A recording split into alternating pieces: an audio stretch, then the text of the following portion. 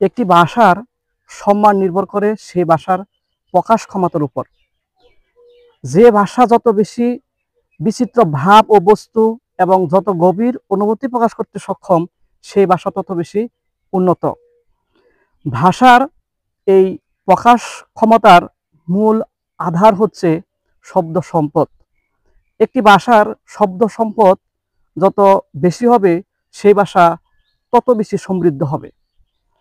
বাংলা ভাষায় স্বরবর্ণ 11টি, ব্যঞ্জনবর্ণ 39টি।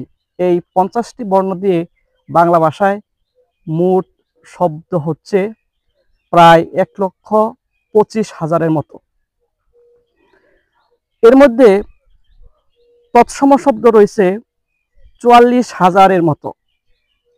আরবি ফার্সি শব্দ 2,500-এর মতো।